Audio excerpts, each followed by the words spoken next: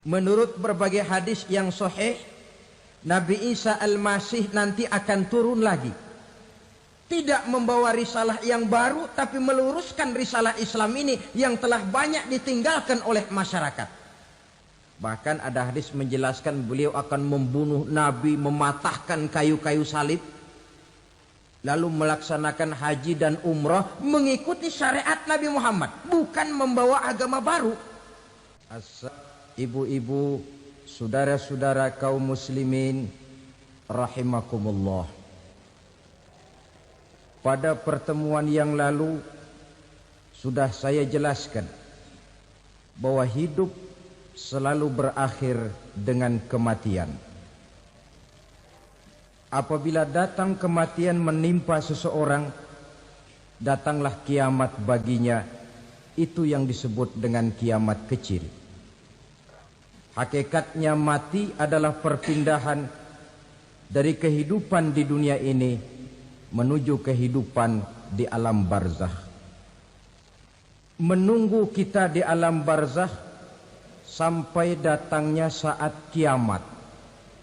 Entah 10 tahun, entah 100 tahun, entah 1000 tahun, hanya Allah saja yang maha tahu. Adapun orang-orang beriman yang melakukan amal kebajikan dalam kehidupan di dunia ini, masa penantian yang lama di alam barzakh buat mereka sebentar saja.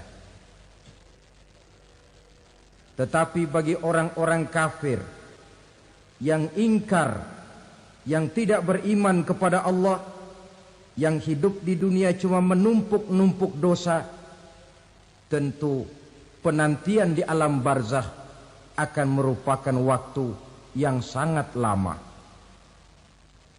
Bukankah dalam kehidupan kita waktu itu memang relatif? Contoh misalnya, bagi pemuda-pemudi yang sedang duduk asyik memadu cinta, waktu 4-5 jam saja rasanya cuma 4-5 menit. Tenggelam oleh keasikan. Tapi buat orang yang berbaring di rumah sakit, meratap di balik-balik apa itu tembok derita kata lagu, di balik dinding-dinding penjara, sehari bagai seminggu, seminggu rasa sebulan, sebulan boleh jadi rasa setahun. Penantian yang sangat lama. Kapan kiamat itu akan datang? Ini rahasia Allah. Jangankan kita yang orang awam, baginda Nabi sendiri tidak diberitahu oleh Allah kapan kiamat itu akan terjadi. Tetapi sungguh pun demikian, banyak hadis-hadis yang menjelaskan ciri atau tanda-tanda datangnya kiamat. Nah, kalau sudah bicara soal tanda, tanda kiamat itu ada 2. Pertama yang disebut alamatus sughra, tanda-tanda kecil. Ini waktunya masih ada tenggang. Ada yang dinamakan alamatul kubra, tanda-tanda besar. Artinya kiamat sudah diambang pintu. Apa tanda-tanda kecil dari datangnya hari kiamat itu? Misalnya kata Nabi, apabila ilmu sudah diangkat oleh Allah. Artinya apabila ulama sudah banyak wafat, minat orang belajar agama berkurang, lalu kebodohan nampak merajalela di mana-mana, zina dikerjakan secara terbuka, minuman-minuman keras jadi kebanggaan, itu termasuk di antara tanda-tanda kecil terjadinya hari kiamat. Apalagi misalnya iza waladatil ammatu rabbataha, apabila budak sudah melahirkan tuan. Apa maksudnya? Ada yang mentafsirkan apabila anak sudah bisa membudaki orang tuanya.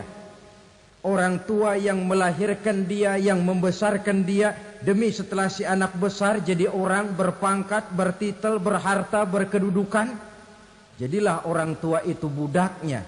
Sehingga sering dibilang kalau orang tua kaya, anak jadi raja. Tapi kalau anak yang kaya, orang tua sering jadi budak. Apalagi munculnya fitnah yang bergelombang, timbul perang antara dua bangsa yang besar, waktu berjalan terasa sangat pendek sekali.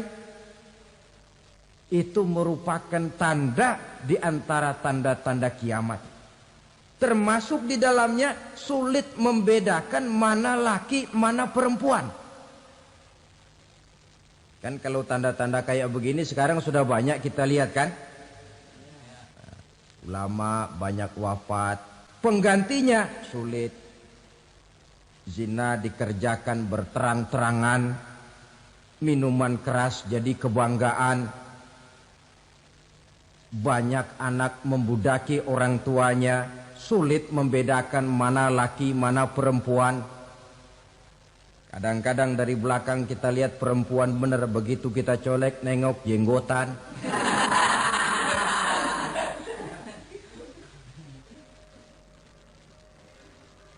Ini termasuk tanda-tanda kecil. Masih ada tenggang sampai akan terjadinya kiamat itu.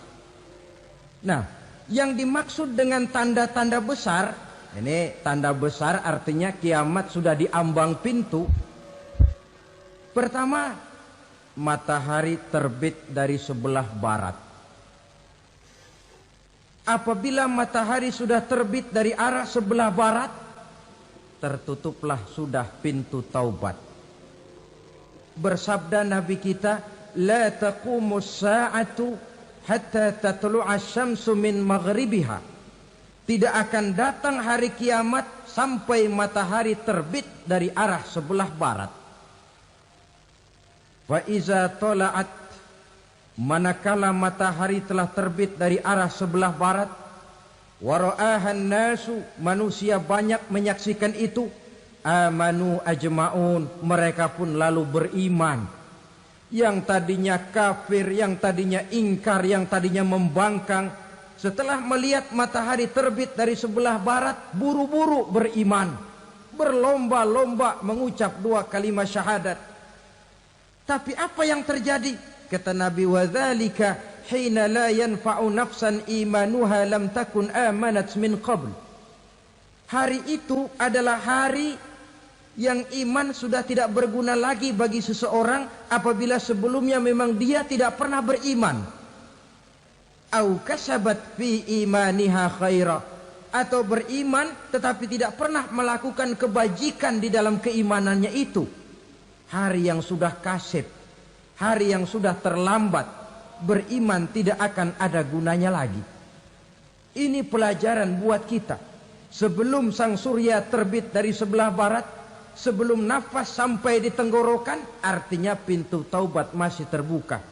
Kalau dua hal itu sudah terwujud, nafas sudah sampai di kerongkongan, atau matahari sudah terbit dari arah sebelah barat, tertutuplah sudah pintu taubat.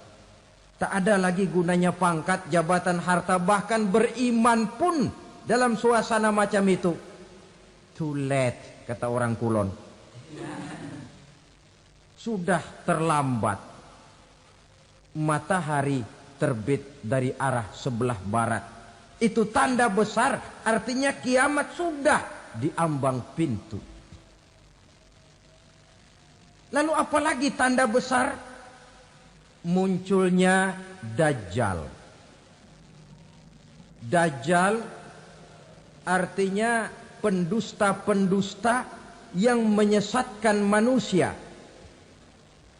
Ada dua macam Dajjal, saudara. Ada Dajjal kecil. Ini Dajjal kelas teri. Kalau ini sejak zaman Rasulullah sudah ada itu. Tiap zaman ada. Di zaman Rasulullah misalnya ada yang bernama Aswad al-Unsi dari Yaman. Ada yang namanya Musailamah al-Kazzab dari Yamamah. Ada yang namanya Ibnu Sayyad dari Madinah. Ini dajjal-dajjal di zaman Rasul. Musailamatul Kadzab memproklamirkan diri jadi nabi dia. Di zaman Rasul masih hidup. Ini dajjal zaman Nabi. Di zaman sahabat muncul dajjal-dajjal. Di zaman kita sekarang ini dajjal-dajjal pun gentayangan. Dajjal-dajjal kelas teri. Kerjanya mendustakan manusia, menyesatkan manusia, memalingkan manusia dari jalan yang benar dan diridhoi oleh Allah Subhanahu wa taala. Adapun yang merupakan tanda besar dari datangnya kiamat, dajjal-dajjal kelas kakap. Pembohong-pembohong besar yang menyesatkan masyarakat manusia berpaling dari jalan Allah mengikuti jalan mereka. Apa sih ciri dajjal itu? Kata Nabi dalam hadis Bukhari Muslim, innad dajjala, sesungguhnya yang namanya dajjal itu yakhruju, satu saat akan muncul mendekati hari kiamat. Wa inna ma'ahu ma'an, si dajjal ini membawa air, wa naran, dan juga membawa api. Dua simbol. Di tangan yang satu dia bawa air, di tangan yang satu dia bawa api. Wa ammal ladzi yarahu an-nasu ma'an fanarun. Adapun yang orang banyak lihat air, hakikatnya adalah api. Yang dilihat api, hakikatnya adalah air. Oleh sebab itu, kalau api yang ditawarkan, ambillah air. Kalau air yang ditawarkan, pilihlah api. Maksudnya apa ini? Ini bahasa simbol, saudara-saudara. Dajjal bicaranya seolah-olah untuk kepentingan manusia. Menawarkan surga. Surga yang dia tawarkan hakikatnya neraka. Hai manusia, kalau kau mau bahagia, jangan dekat-dekat dengan agama. Solat itu tidak efektif dan efisien, tidak produktif dari segi ekonomi itu. Menghadiri majelis taklim cuma buang-buang waktu. Tahajud, tasbih, tahlil, baca Quran, apa itu? Pekerjaan mubazir saja. Hidup ini cuma sekali, masa yang cuma sekali, manfaatkan dengan sebaik-baiknya. Mumpung, dibawanya sifat mumpung tetapi dalam pengertian yang sangat negatif. Bicaranya seolah-olah untuk kepentingan manusia, tetapi sebenarnya menjerumuskan manusia. Menawarkan air, tapi sebenarnya api. Menawarkan api, tapi hakikatnya air. Buat apa kamu sholat? Buat apa kamu bayar zakat? Buat apa kamu puasa? Surga yang dicanangkan dajjal, hakikatnya neraka. Neraka yang digambarkan dajjal, pada dasarnya adalah surga. Jadi memutarbalikan fakta itu kerjaan dajjal. Yang hak jadi batil, yang batil dibilang hak, yang benar jadi salah, yang salah malah jadi benar. Tuntunan disuruh jadi tontonan, tontonan malah menjadi tuntunan. Itu pekerjaan dajjal profesinya. Zamannya Nabi Adam, dajjalnya kan iblis. Betul? Betul. Apa sih rayuan iblis itu? Allah setelah menciptakan Nabi Adam kan bilang, Adam, kau dan istrimu Hawa tinggal di surga ini. Seluruh fasilitas yang ada di surga persilahkan kau nikmati. Satu yang tidak boleh, jangan coba-coba dekati pohon khuldi. Dekat saja jangan, apalagi sampai memetiknya. Datang dajjal yang namanya iblis ini. Adam, kamu tahu nggak kenapa tidak boleh makan buah khuldi? Ya nggak tahu, pokoknya saya dilarang. Bodoh kamu Dam. Khuldun artinya kekal. Kalau kamu makan itu buah, kau akan kekal di surga buat selamanya. Allah tidak kepengen, maka dilarang kamu makan buah khuldi. Kalau kau ingin kekal di surga Adam, makan saja. Saya bicara begini ini untuk kepentingan kamu Adam. Ini kan ciri-ciri Dajjal. Bicaranya sih seolah-olah untuk kepentingan Nabi Adam, hakikat sebenarnya menjerumuskan Nabi Adam supaya ingkar dan melanggar larangan dari Allah Subhanahu wa ta'ala. Jadi setelah muncul Dajjal, timbul kekacauan-kekacauan di masyarakat. Banyak yang terpengaruh, terpedaya dan terpesona. Termasuk mereka yang memproklamirkan diri jadi nabi. Mereka yang memproklamirkan diri jadi rasul di zaman sesudah Rasulullah wafat. Itu adalah Dajjal-Dajjal. Maka saya ingatkan, kalau di zaman kita sekarang ini ada orang ngaku jadi nabi, ada orang ngaku jadi rasul, biar bahasa Arabnya kental, Quran hafal, ribuan hadis hafal, biar pakai serban sampai menyengser ke tanah, bahasa Arabnya fasih, tapi dia mengaku jadi nabi, jadi rasul, kita umat Islam wajib tidak percaya. Wajib untuk tidak percaya. Itulah Dajjal-Dajjal zaman kita sekarang ini. Tidak mustahil mereka datang mempengaruhi orang awam supaya berpaling dari Rasulullah, mengikuti mereka. Nah, di akhir zaman nanti, mendekati hari kiamat, Dajjal ini muncul. Dajjal kelas kakap, menyesatkan masyarakat manusia untuk berpaling dari Islam, mengikuti seruan mereka. Apalagi di antara datangnya kiamat itu, tanda yang besar itu, turunnya Nabiullah Isa Al-Masih, putra Maryam. Menurut berbagai hadis yang sahih, Nabi Isa Al-Masih nanti akan turun lagi. Tidak membawa risalah yang baru, tapi meluruskan risalah Islam ini yang telah banyak ditinggalkan oleh masyarakat. Bahkan ada hadis menjelaskan beliau akan membunuh Nabi, mematahkan kayu-kayu salib, lalu melaksanakan haji dan umrah mengikuti syariat Nabi Muhammad, bukan membawa agama baru. Menjadi semacam mujaddid, reformer, menyelamatkan manusia dari bisikan Dajjal. Bahkan ada riwayat yang menjelaskan bahwa Nabi Isa berhasil mengalahkan Dajjal, mengembalikan masyarakat manusia kembali kepada ajaran Islam yang datang dari Allah, dibawa oleh Rasulullah Sallallahu Alaihi Wasallam. Dengan kata lain, turunnya Nabi Isa bukan sebagai Nabi dan Rasul baru, tetapi mengikuti syariat Nabi kita Muhammad Sallallahu Alaihi Wasallam. Saudara hadirin, ibu-ibu hadirat yang saya hormati, kemudian apalagi di antara tanda-tanda besar akan datangnya kiamat itu? Keluarnya asap atau awan.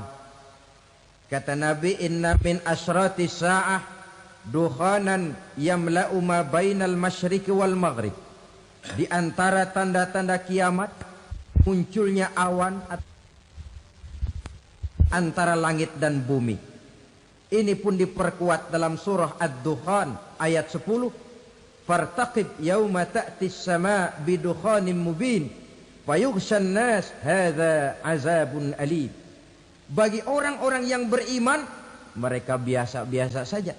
Tapi bagi orang kufur, datangnya asap dan awan ini merupakan azab yang kelewat pedih. Barangkali sedikit mendekati gambaran tentang azab yang pedih ini, saya ingatkan alam pikiran kita kepada peristiwa yang belum lama terjadi. Pernah dengar berita bocornya reaktor nuklir di Chernobyl, Uni Soviet? Pernah dengar? Nah. Bocornya reaktor nuklir di Chernobyl yang mengakibatkan ratusan bahkan sangat mungkin ribuan nyawa. Cuma satu reaktor. Bagaimana kalau seluruh cadangan nuklir yang dimiliki oleh para negara adik kuasa ini diledakkan? Bahkan yang konon menurut catatan cadangan nuklir yang dimiliki bersama oleh Amerika dan Rusia sekarang ini sudah sanggup memusnahkan 6 miliar manusia. 1,5 kali lebih banyak dari jumlah manusia yang nongkrong di permukaan bumi ini. Saudara-saudara hadirin yang saya hormati, lalu saat mendekati hari kiamat, apalagi tandanya? Setelah Nabi Isa wafat, pada saat turunnya yang kedua kali, lalu Allah meniupkan angin sejuk. Semua orang-orang beriman, orang-orang baik wafat.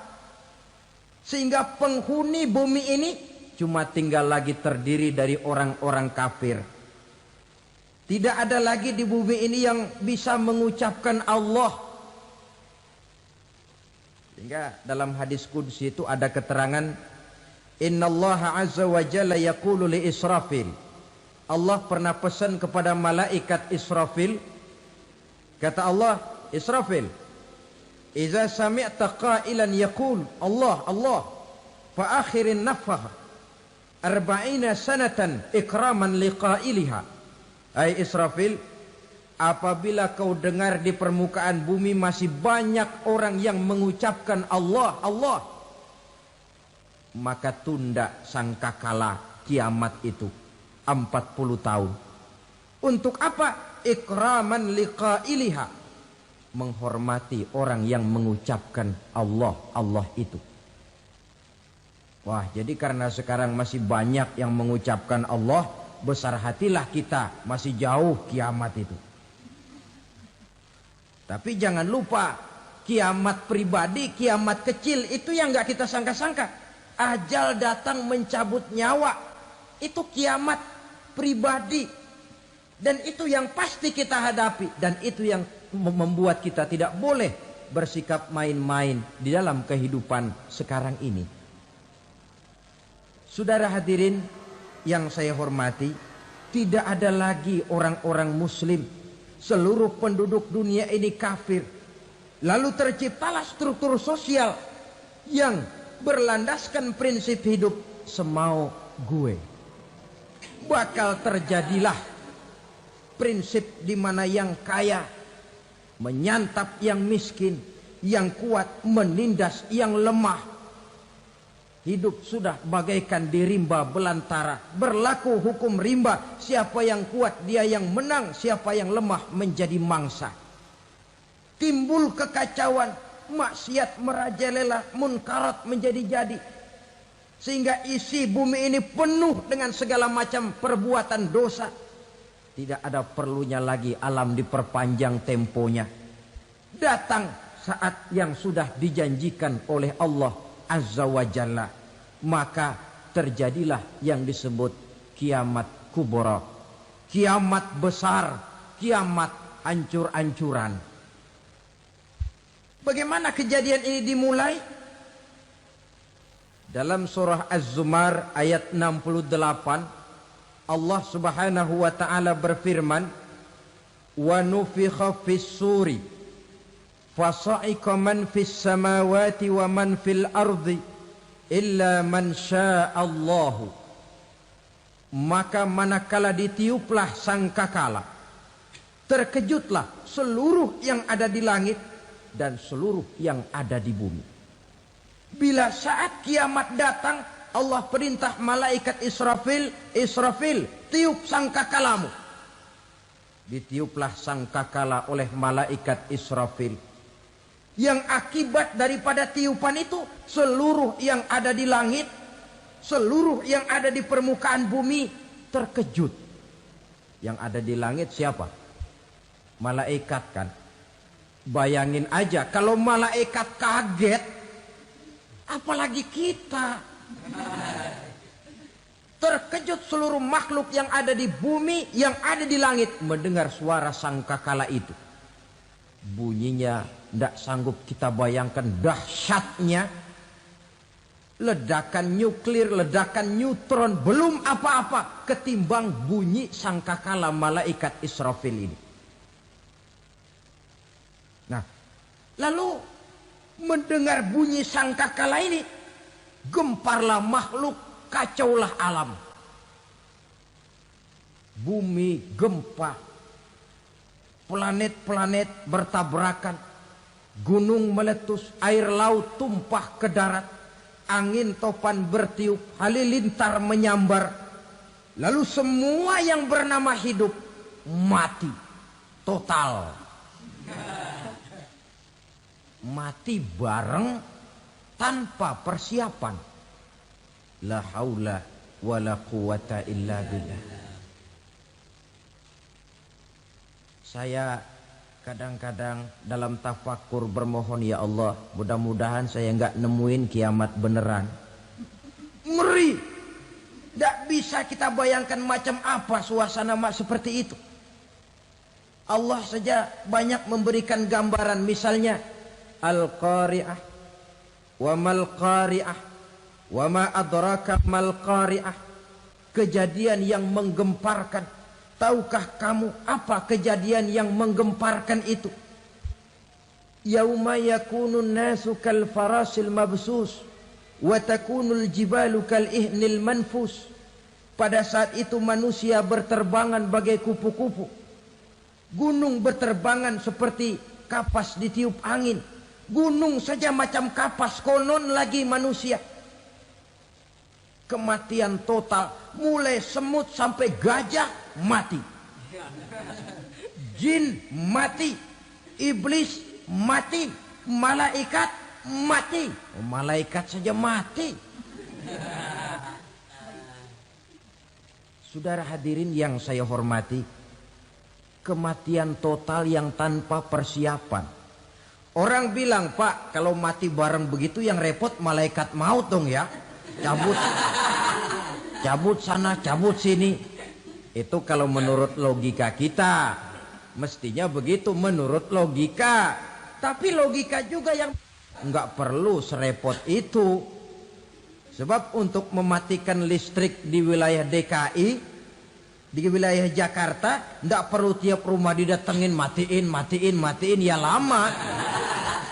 Cukup dari kantor pusatnya saja PLN tekan satu tombol, gelaplah seluruh Jakarta. Saudara hadirin yang saya hormati, kematian total. Lalu setelah kematian total, planet-planet juga mati, dalam arti tidak bergerak dan beredar. Angin mati, dalam arti tidak bertiup. Air mati, dalam arti tidak ada riak gelombang. Pokoknya semua mati. Kullu nafsin za'iqatul maut. Semua yang bernafas mati. Dalam ayat lain, kullu man 'alaiha fan. Semua yang ada di permukaan bumi fana. Yang kekal cuma Allah Subhanahu wa ta'ala. Yang paling belakang mati malaikat maut dan malaikat Israfil. Tapi mati juga sesuai dengan janji Allah. 40 lamanya. Tidak dijelaskan oleh Abi Hurairah 40 jam, apa 40 hari, apa 40 tahun. Hadis-hadis cuma menyebutkan 40 saja. Sunyi alam. Yang tinggal cuma Allah saja lagi.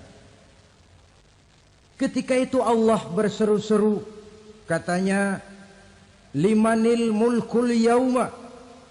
Siapa para penguasa hari ini?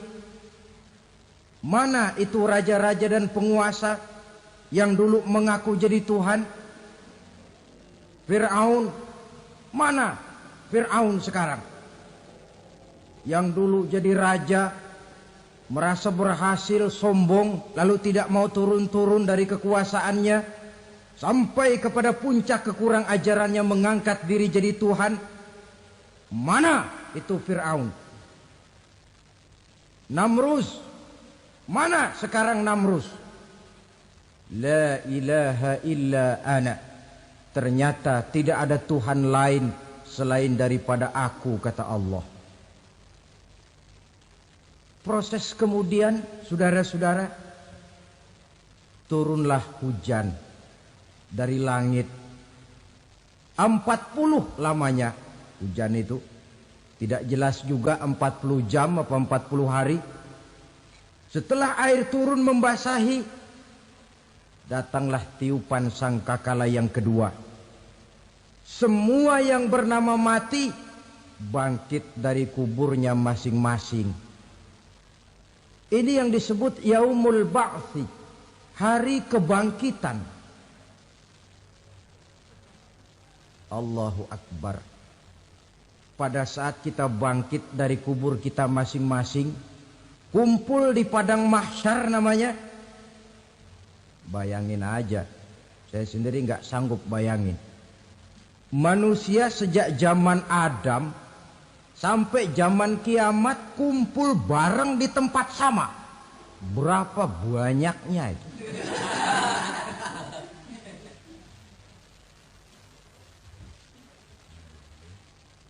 Dan yang luar biasa menurut satu riwayat, pada saat bangkit itu, Masya Allah, roman muka kita berubah. Disesuaikan dengan amalan kita waktu di dunia ini. Barang siapa yang waktu di dunia amalannya itu amalan tikus, di akhirat nanti dia bangkit dari kubur, mukanya seperti muka tikus. Gagah betul badannya, tapi mukanya seperti tikus. Kenapa? Amalannya waktu di dunia seperti amalan tikus. Apa amalan tikus itu? Suka ngegeragoti barang yang sudah disimpan rapi-rapi. Orang sudah simpan uang rapi-rapi, simpan perhiasan rapi-rapi, digeragoti oleh tikus. Maling-maling, pencoleng-pencoleng, koruptor-koruptor. Itu nanti di akhirat nanti kita lihat mukanya seperti muka tikus. Oh ini waktu di dunia suka nyolong, hanya seperti muka tikus. Barang siapa yang waktu di dunia ini amalannya itu amalan macan, dia akan bangkit nanti mukanya seperti muka macan. Apa amalan macan? Macan itu amalannya menang-menangan. Orang yang mau menang saja nggak mau mengalah. Coba lihat di hutan. Kenal hutan nggak? Di hutan, raja hutan di mana-mana pasti macan. Betul kan? Betul. Padahal hutan belum pernah bikin pemilihan umum. Tapi macan tidak peduli ada pemilihan umum apa tidak, pokok saya raja. Sebab apa? Macan jadi raja itu bukan karena benar, tapi karena kuat jadi raja. Setelah dia jadi raja, rakyat hutan yang mesti dilindungi malah dimakan oleh raja macan. Kambing rakyat hutan dimakan oleh macan. Ayam rakyat hutan dimakan oleh macan. Itu nanti kita lihat di akhirat itu mukanya seperti muka macan, gagah betul. Lalu barang siapa yang di dunia ini amalannya itu seperti amalan anjing, nanti dia punya muka seperti muka anjing. Apa amalan anjing? Pertama, anjing itu kalau disuruh jaga rumah, dia tidak bisa membedakan mana maling, mana tamu. Biar yang datang maling, kalau bawa tulang, anjing kalem. Yang kedua, anjing itu akan setia kepada siapa saja yang memberinya roti. Siapa yang memberinya roti, itulah majikannya. Apa kata majikannya, pasti dia laksanakan. Soal benar atau salah dia tidak peduli. Setelah anjing dapat roti, dia tidak punya pilihan lain kecuali bilang, abdi mah kumaha juragan wae ayeuna mah.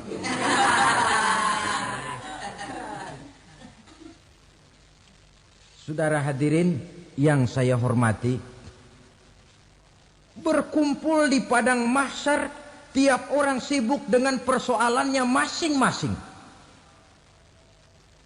Matahari waktu itu didekatkan oleh Allah. Panas luar biasa. Ada yang saking panasnya itu mencucurkan peluh keringat sampai sebatas mata kakinya. Ada yang keringatnya sampai sedengkulnya. Ada yang keringatnya sampai sepusatnya.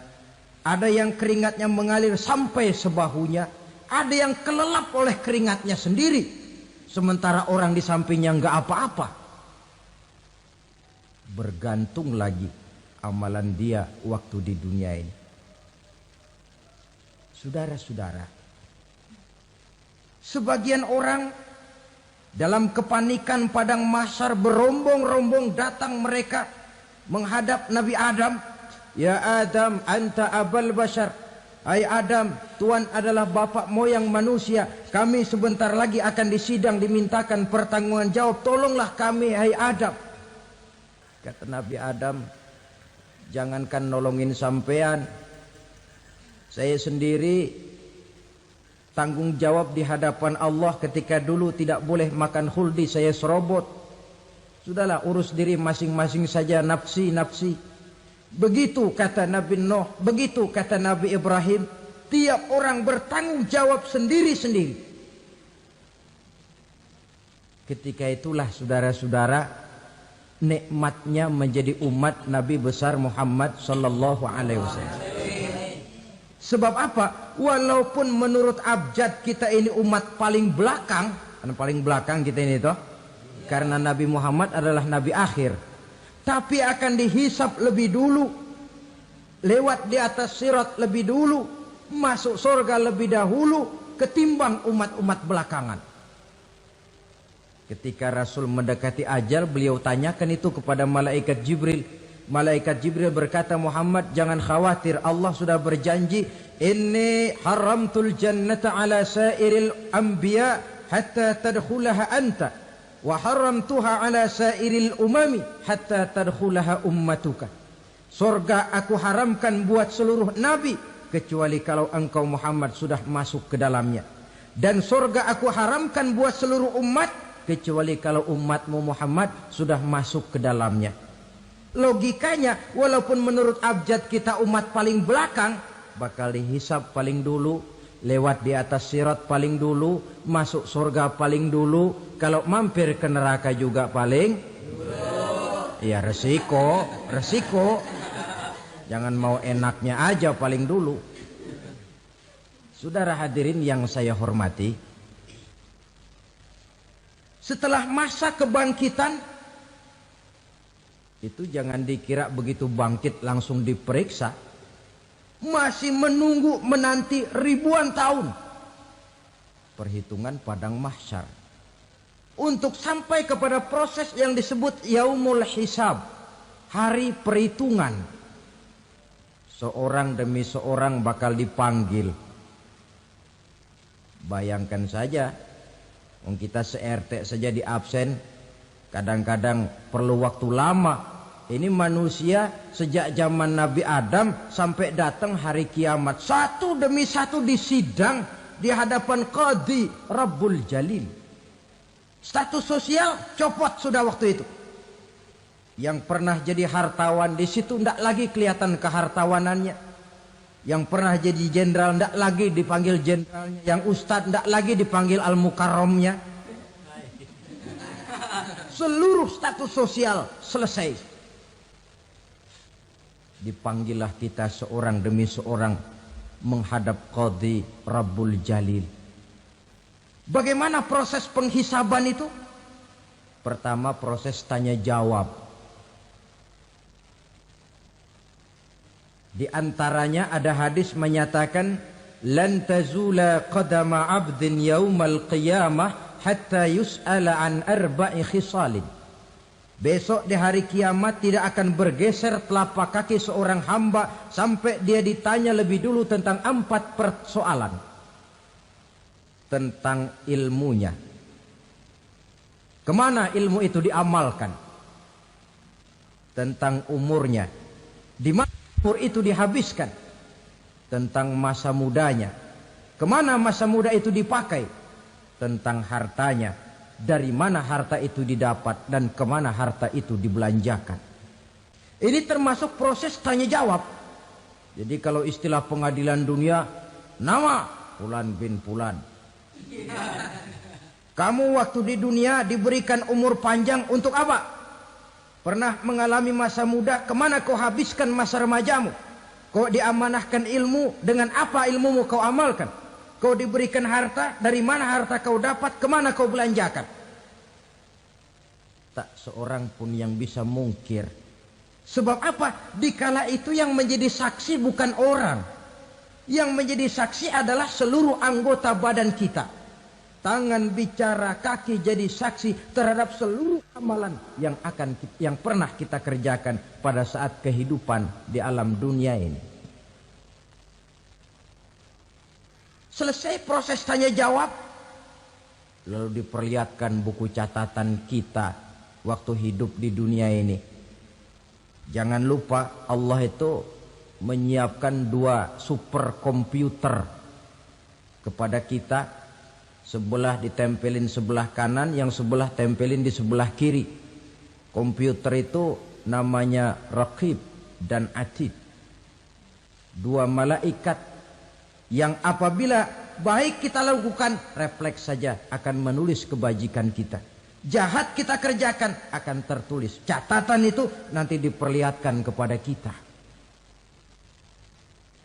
Waduh, alangkah malunya pada saat diperlihatkan catatan kita, buku rapot kita merah melulu. Barangkali diperiksa sambil diomelin, brengsek lo. Buku merah melulu begini bagaimana waktu hidup di dunia?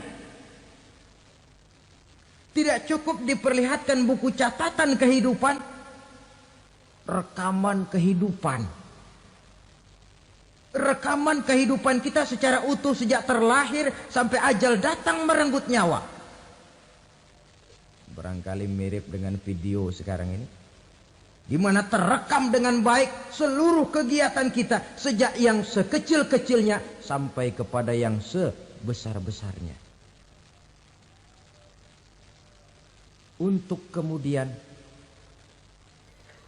kita pun menerima balasan. In khairan fa khairun wa in syarran fa syarrun. Kalau baik ya baik balasannya, kalau jahat ya jahat juga balasannya. Catatan-catatan kita diberikan. Kalau banyak kebajikannya diberikan di tangan kanan dengan cara yang halus. Kalau banyak kejahatannya diberikan dari sebelah kiri atau dilempar dari belakang. Itulah sebabnya sejak di dunia ini kita sudah mohon kepada Allah. Ketika berwudu membasuh tangan kanan, apa kita bilang? Allahumma a'tini kitabi biyamini wa hasibni hisaban yasira. Ya Allah, berikan saya kitab di tangan kanan, dan kalau saya memang perlu dihisap, hisaplah saya yang seringan-ringannya. Tangan kiri berlindung kita kepada Allah. Jangan sampai diberikan kitab di tangan kiri atau dari arah sebelah belakang. Wa a'udzubika an tu'tiya kitabi bishimali aw min wara'i zuhri, dari arah sebelah belakang. Na'udzubillah min dzalik. Setelah selesai lewat proses penghisaban, lewat mizan, timbangan, maka yang sudah selesai dihisab itu bergeraklah menuju sirat, jembatan yang terbentang menuju surga melalui neraka. Saudara-saudara, panjangnya perjalanan sirat itu memakan waktu ratusan tahun. Tetapi orang yang lewat di atas sirat pun macam-macam, bergantung amalannya ketika di dunia ini. Ada yang lewat di atas sirat itu kal barqil khatib, seperti kilat yang menyambar, lep, sudah sampai dia di surga. Cepat bukan main. Ada yang lewat di atas sirat itu seperti orang lari-lari. Ada yang lewat di atas sirat itu seperti orang jalan biasa. Ada yang sambil merangkak. ada yang sambil ngesor, ada yang sambil gelayutan, ada yang selamat sampai ke ujung ke surga, ada yang tergelincir jatuh masuk ke dalam neraka, bergantung amalannya dalam kehidupan di dunia sekarang ini. Tiap kita akan melewati yang namanya sirat ini. Saudara-saudara kaum muslimin yang saya hormati, dengan demikian mereka yang selamat melalui sirat sampai ke terminal akhir surga, mereka yang ketika dihisab ternyata banyak kejahatannya daripada kebaikannya, mereka singgah di dalam neraka. Nah, adapun orang-orang yang beriman menurut ayat Quran dan hadis Nabi itu nanti ada bermacam-macam. Ada orang beriman itu yang dimasukkan surga. Ada orang beriman itu yang dimasukkan ke dalam surga. Ada orang beriman itu yang disebut penduduk surga. Kenapa lain-lain, Pak? Karena waktu di dunia amalannya juga lain-lain. Ada orang beriman yang masuk surga. Ini paling murah tiketnya. Mau masuk surga? Kata Nabi begini, ma min abdin qala la ilaha illallah thumma mata ala dhalik illa dakhala al jannah. Kalau seorang hamba sudah mengucap dua kalimat syahadat, dia yakin dengan kebenaran kalimat itu sampai matinya, orang itu akan masuk surga. Abi Dzar yang waktu itu diajak bicara heran, ya Rasul kok gampang betul? Iya. Walaupun orang itu mencuri, iya. Walaupun orang itu berzina, iya. Biar dia mencuri, biar dia berzina, kalau dia sudah mengucap dua kalimat syahadat, dia yakin dengan kebenaran kalimat itu sampai matinya, itu orang akan masuk surga. Jadi masuk surga cukup dua kalimat syahadat, yakin sampai mati, masuk surga. Itu perkara masuk. Tapi kalau pertanyaannya diterusin, masuknya kapan, Pak? Nah, ini lain lagi urusannya. Sebab ada yang masuknya itu langsung, ada yang mampir dulu. Di sana tempat cuma dua, kalau tidak surga, neraka. Mau ke surga tapi mampir dulu, yang mampirnya jelas di neraka. Kenapa? Dalam hadis qudsi ada riwayat, nanti itu di akhirat, setelah Allah selesai mengatur penduduk surga masuk surga, yang neraka masuk neraka, Allah berkata kepada malaikat Malik, malaikat Malik, labaik ya Allah.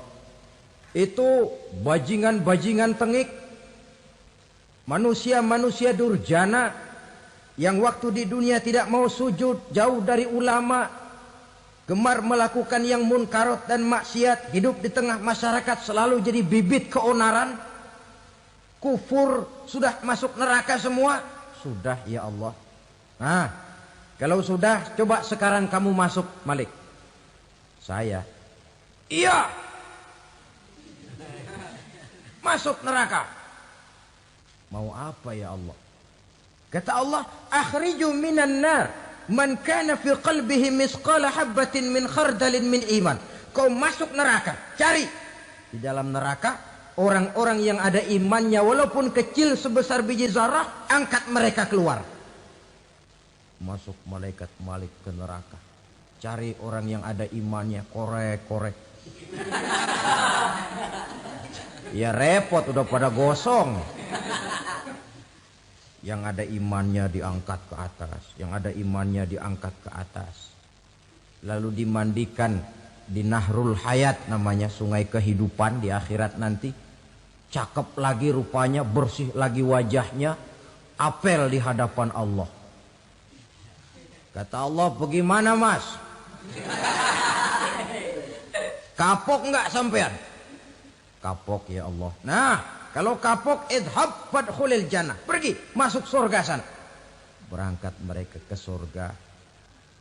ketemu sama temen-temennya yang udah sampai lebih dulu, yang nggak pakai mampir lagi.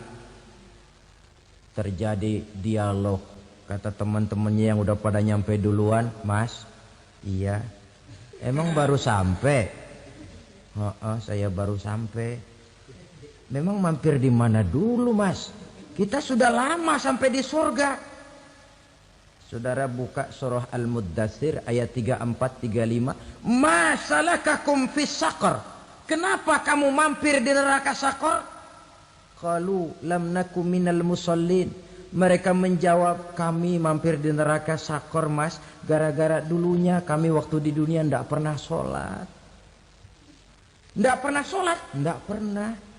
Kan rumahnya dekat masjid. Cuma dekat doang, Mas. Sholat mah enggak saya. Enggak pernah ngasih makan fakir miskin.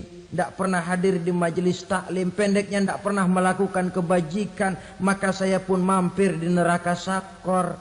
Untung betul saya punya iman, Mas, sedikit.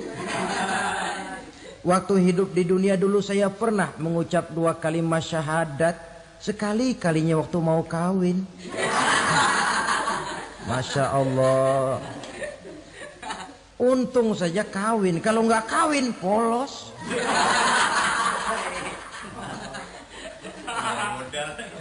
Itu juga pengulu sudah setengah mati ngajarin. Asyhadu alla, asyaduaan, asyaduaan.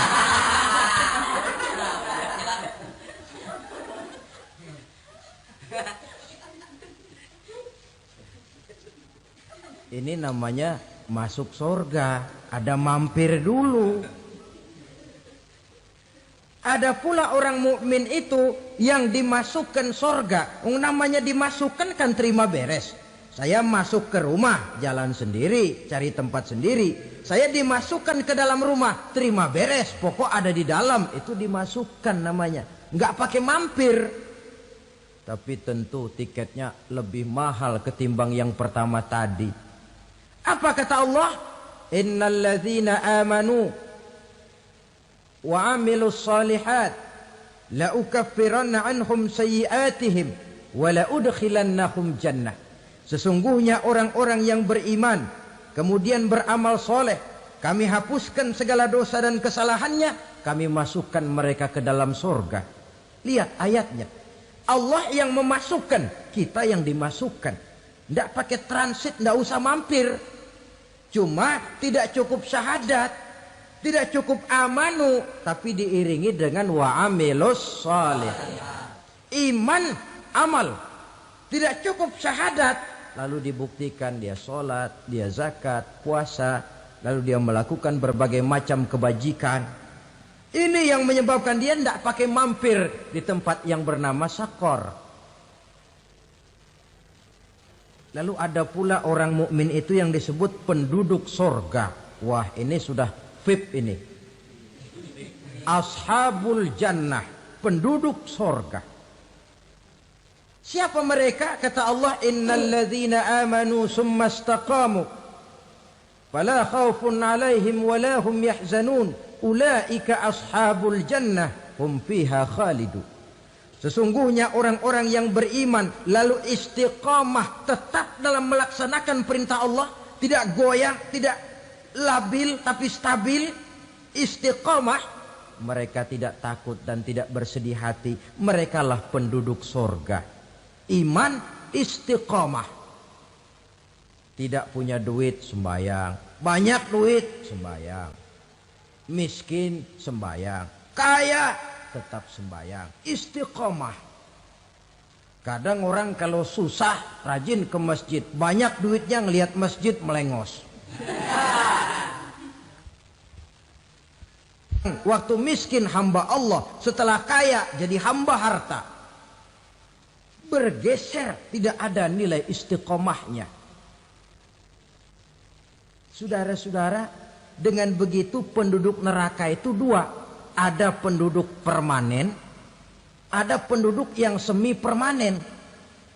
Yang semi permanen orang-orang beriman yang mempunyai dosa besar. Mereka masuk ke neraka untuk menerima azab sesuai dengan dosanya. Bila selesai masa azab itu, mereka akan diangkat untuk ditempatkan kembali ke dalam surganya Allah Subhanahu wa ta'ala. Nah, dikala itulah saudara-saudara, ada yang disebut syafaat dari Rasulullah Sallallahu Alaihi Wasallam. Tapi tentu jangan lupa, syafaat ini ibarat kain menambal dia. Kita punya kain bolong-bolong sedikit, syafaat yang menambal. Solat kita ada kurang dikit, sedekah kita ada campur riak dikit, amalan kita ada tidak karena Allah dikit, kita berharap syafaat. Jadi biarlah kain masih bolong-bolong, yang penting punya kain. Tapi kalau kainnya tidak ada, yang ditambal apanya? Solat tidak, puasa tidak, zakat tidak, berharap syafaat saja. Ya, terlalu berlebihan itu. Saudara hadirin yang saya hormati, apabila selesai proses penghisaban, proses penghitungan, maka dikala itulah manusia terbagi dalam dua kelompok besar. Fariqun fil jannah wa fariqun fis sa'ir. Sekelompok orang-orang beruntung yang masuk ke dalam surga, dan sekelompok lagi masuk ke dalam neraka. Akan memakan waktu untuk menceritakan sifat surga dan neraka, tapi insya Allah pada kesempatan pertemuan lain saya sampaikan. Namun sebagai gambaran umum cukuplah saya sampaikan sebuah hadis qudsi. Allah jelaskan, a'dadtu li'ibadiyas salihin ma la 'ainun ra'at wa la uzunun sami'at wa la khatara fi qalbil bashar. Aku sediakan buat hamba-hambaku yang soleh, yang tidak pernah terlihat oleh mata, tidak pernah terdengar oleh telinga, dan belum pernah terdetik dalam hati manusia. Jadi kenikmatan surga belum pernah dilihat mata, belum pernah didengar telinga, belum pernah terdetik dalam hati. Pedihnya azab neraka belum pernah terlihat mata, belum pernah terdengar telinga, belum pernah terdetik dalam hati. Saudara hadirin yang saya hormati, oleh karena itu sebagai uraian akhir daripada kiamat ini, marilah sama-sama kita memanfaatkan hidup dengan sebaik-baiknya, supaya jangan timbul penyesalan di hari kemudian nanti. Mudah-mudahan kita seluruhnya diselamatkan Allah dari azab neraka dan mendapat surga dan ridhonya. Sekian dan demikianlah pertemuan kita kali ini. Terima kasih banyak atas segala perhatian.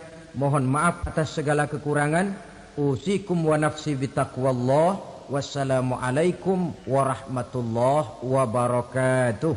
Waalaikumsalam warahmatullahi wabarakatuh. Bapak-bapak, ibu-ibu, saudara-saudara kaum muslimin rahimakumullah. Murai di dahan dan koko ayam di kandang, dunia ini penuh dengan berbagai macam kesibukan. Sejak dari petani yang turun ke ladang, pedagang yang berangkat ke pasar, pelajar yang menuju sekolah, sampai kepada pegawai yang berangkat ke kantor, seluruhnya tidak lain untuk mencari sesuatu yang bernama bahagia. Setiap orang menginginkan kebahagiaan, dan tidak seorang pun menginginkan kesengsaraan dalam kehidupan ini. Namun nyatanya tidak setiap orang yang ingin bahagia mengetahui jalan yang harus ditempuhnya untuk sampai kepada kebahagiaan itu. Maka pada kesempatan pertemuan kali ini, saya ingin menyampaikan sebuah hadis dari junjungan kita baginda Nabi besar Muhammad sallallahu alaihi wasallam yang termuat dalam kitab Mukhtarul Ahadits An-Nabawiyah, di mana beliau bersabda, arba'un min sa'adatil mar'i. Ada 4 perkara yang merupakan tanda dari orang bahagia. Saya mau tanya, di antara saudara-saudara yang hadir di sini, apa ada yang kepengen jadi orang sengsara? Ya. Seluruhnya tentu ingin mendapatkan kebahagiaan. Maka menurut resep dari Nabi kita, tanda orang bahagia itu 4. Jadi kalau saudara ingin bahagia, harus mempunyai 4 perkara ini. Yang pertama, orang bahagia itu kata Nabi, darun wasi'un, punya rumah biar bagus asal gede. Enak ngaturnya daripada sudah punya rumah kecil adanya di pinggir kali, gubuk, kalau hujan bocor miring lagi, kiamat. Loh, kalau gitu Islam materialis dong. Hadis ini boleh diartikan dengan makna hakiki, arti yang sebenarnya, boleh diartikan dengan makna majazi, arti kiasan. Kalau dia diartikan dengan arti kias, maka yang dimaksud darun wasi'un ay qalbun wasi'un, rumah yang luas tidak lain daripada hati yang lapang. Karena di situ kunci kebahagiaan yang sebenarnya. Walaupun kita cuma tinggal di petak berukuran 2 kali 3 meter, kalau hati kita luas rasanya rumah itu.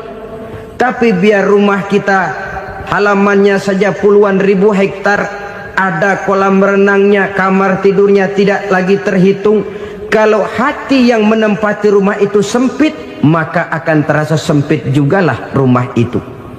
Tempat bergantungnya tidak lain adalah hati. Marilah kita mencoba melihat berbagai pandangan orang tentang bahagia ini. Ada orang menyangka bahwa bahagia itu kalau dia mendapatkan harta yang sebanyak-banyaknya. Siapa yang banyak harta, dialah raja. Apa yang dia mau, seluruhnya bisa dibeli. Keamanannya, dia bisa menyewa petugas. Seluruh fasilitas untuk menyenangkan kehidupannya bisa dibeli. Pendeknya, hartalah segala-galanya dalam kehidupan. Sampai ada pepatah mengatakan, innad darahima fil amakini kulliha taksur rijala mahabatan wa jalala. Sesungguhnya harta, dinar, dirham, uang di mana-mana selalu bikin hebat orang yang memilikinya. Coba lihat, orang yang punya duit sama yang enggak punya duit, jangan gaya hidupnya, gaya jalannya aja lain. Wahia lisanun liman arada fasahatan, wahia silahun liman arada qitala. Uang adalah senjata yang paling ampuh bagi orang yang mau pergi perang, dan lidah yang paling fasih bagi orang yang mau bicara. Kalau bicara dengan lidah macet, cobalah bicara dengan harta, lancar. Sampai ada pepatah demikian, segalanya bisa diatur dengan harta. Maka di kalangan orang yang berpandangan semacam itu, seluruh kegiatan hidupnya hanya terfokus kepada bagaimana mengumpulkan harta yang sebanyak-banyaknya. Tidak peduli halal haram, tidak kenal sore pagi siang dan malam, tidak sempat sujud, jauh dari agama, jauh dari kehidupan yang bersifat ruhaniyah, jauh dari Allah dan sebagainya. Sampai dalam Al-Quran dikelompokkan dalam kelompok yang dinamakan lumazah. Allazi jama'a malahu wa'addadah yahsabu anna malahu akhladah. Mereka mengumpul-ngumpulkan harta sebanyak-banyaknya dan menyangka bahwa harta yang banyak itu dapat mengekalkan hidupnya, mengekalkan kekayaannya, mengekalkan kebahagiaannya. Saudara hadirin yang berbahagia, kalau pandangan hidup ini benar, artinya kalau harta memang merupakan satu-satunya hal yang dapat membuat orang bahagia, tentu di rumah mewah tidak akan pernah ada tangis derita. Tentu di satu tempat di mana fasilitas hidup serba menunjang tidak ada yang namanya penderitaan. Tapi suka dan duka, sedih dan gembira, senyum dan tawa adalah milik setiap orang, baik dia punya harta maupun dia tidak punya harta. Nyatalah bahwa harta semata-mata bukan merupakan jaminan bahwa orang akan bahagia, walaupun tanpa harta orang sulit untuk bahagia. Saya mau cerita, ada orang super kaya, namanya Aristotle Onesimus, raja tanker Yunani. Dia punya kapal tanker saja konon sampai 11 banyaknya. punya perusahaan penerbangan yang disebut Olympic Airlines, punya hotel di berbagai kota besar di dunia ini, sejak dari New York, London, Paris, Rome dan sebagainya. Bahkan punya pulau yang dia namakan Pulau Scorpio. Ini kan namanya sudah kaya nggak tanggung-tanggung, punya pulau. Nah, dia punya 2 orang anak, yang satu laki-laki namanya Alexander, yang satu perempuan namanya Maria Onesius. Seluruh harapannya tertumpah kepada anak lakinya Alexander ini, yang akan meneruskan usahanya, meneruskan kekayaannya, meneruskan dinastinya. Apa yang terjadi? Ternyata anak yang dia harapkan yang bernama Alexander ini mati muda dalam kecelakaan pada waktu dia olahraga. Apa olahraganya? Namanya olahraga anak orang kaya, golongan jet set. Olahraganya olahraga pesawat terbang. Jatuh, ya nggak kapungut, habis mati. Tinggal satu anak perempuannya, Maria Onesius. Tapi anak perempuan ini juga malah urakan. Terakhir dia pacaran, bahkan kemudian kawin sama orang Rusia. Rupanya Aristotle Onesius ini broken. Kekayaannya yang berlimpah ruah, perusahaannya yang begitu banyak, siapa yang akan meneruskan? Siapa yang akan menggantikan? Sampai kemudian dia mengurung diri di Pulau Scorpio dan mati di sana secara mengenaskan. Seorang multijutawan, seorang yang super kaya, mati menyendiri di pulau sepi. Ibarat kata pepatah, anak ayam mati di lumbung. Bukan kekurangan makanan, keurugan makanan. Begitu kehidupan Aristotle Onesius. Dan banyak orang-orang yang sudah demikian kaya sampai dibingungkan oleh kekayaannya sendiri. Telusurilah kehidupan David Rockefeller misalnya, Henry Ford misalnya, Adnan Khashoggi misalnya. Multi jutawan yang kadang-kadang dibuat keder oleh kekayaannya sendiri.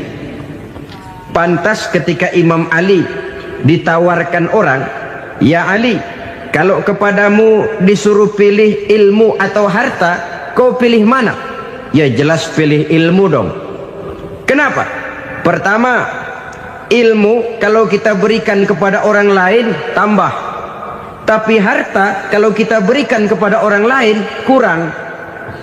Saudara punya uang 10.000, dibagi orang 5.000, jelas uang saudara berkurang. Tapi saudara punya ilmu diberikan kepada orang lain bisa, saudara pun makin mantap. Tidak lantas jadi bodoh karena ngajarin orang.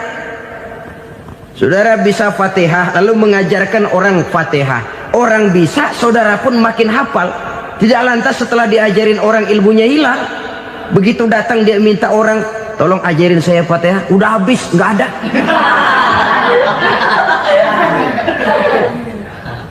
Yang kedua kata Imam Ali, ilmu menjaga kita. Kalau harta kita yang harus jaga. Makin banyak ilmu makin terpelihara diri seharusnya. Tetapi makin banyak harta makin bingung kita jaganya. Sampai kadang-kadang kalau perlu seluruh keliling rumah dipasangi alarm. Belum cukup disewakan anjing besar-besar, pasang di depan pintu, awas anjing galak. Masih belum cukup juga, cari centeng tukang-tukang kepruk jaga rumah. Masih terasa belum aman, padahal rumahnya dikelilingi tembok besar. Di balik tembok ada pintu-pintunya tebal. Di balik pintu itu terbuka masuk kamar, kamar pun ada pintunya, pintunya pun kuat. Masuk ke dalam kamar ada lemari, lemarinya pun pintunya kuat, dikunci, kuncinya pun kuat. Tapi terhadap seluruhnya yang timbul cuma sekedar was-was saja. Kesimpulannya sekali lagi, tanpa harta orang memang sulit untuk bahagia. Tapi harta semata-mata tidak merupakan jaminan orang akan bahagia. Dengan hati yang luas, itu modal utama untuk mencapai kebahagiaan hidup. Orang yang hatinya luas, saudara-saudara, punya hati yang lapang, melihat kenyataan hidup ini, dia bersyukur senantiasa kepada Allah. lantas tidak timbul hasud dan iri hatinya. Oleh karena itu jiwanya selalu lapang. Kalau tidak, cupik hati namanya, dangkal pandangan, tidak senang melihat orang lain dapat nikmat, dan itu sering dijadikan contoh. Kalau orang yang lapang dada, dia lihat tetangganya beli TV baru, dia berkata, alhamdulillah ya, tetangga kita beli TV, mudah-mudahan kita bisa ikut nonton. Lapang dadanya. Tapi orang yang sempit hati, lihat tetangga beli televisi, meriang. Enggak dia apa-apain, meriang. Besoknya dengar tetangga beli motor, makin sakit, ke rumah sakit.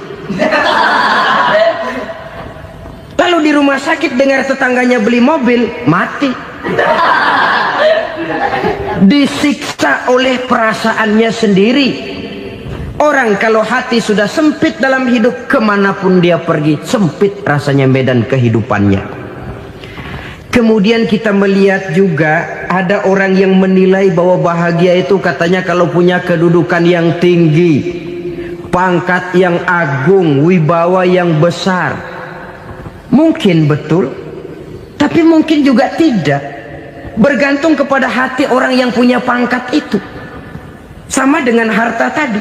Harta akan membawa bahagia kalau dia jatuh ke tangan orang yang berhati lapang. Tapi harta akan jadi bencana kalau jatuh ke tangan hati orang yang sempit. Pangkat akan membawa bahaya kalau jatuh di tangan hati orang yang sempit. Lebih dari itu, kenyataan mengajarkan kepada kita bahwa ternyata pangkat dan jabatan tidak selamanya memberikan kebahagiaan dalam kehidupan. Bahkan resikonya kelewat besar. Beberapa bukti kita bisa ambil dari para pemimpin dunia yang menjadi korban lantaran pangkat dan jabatan yang disandangnya. Saudara ingat Presiden Abraham Lincoln dan John Kennedy dari Amerika? Dibunuh orang. Park Chung-hee dari Korea Selatan, Ziaur Rahman dari Bangladesh, Anwar Sadat dari Mesir, terakhir Indira Gandhi dari India, menjadi korban dari pangkat dan jabatan yang disandangnya dari orang-orang yang tidak senang dia memegang jabatan itu. Dia akan mudah mengundang bencana.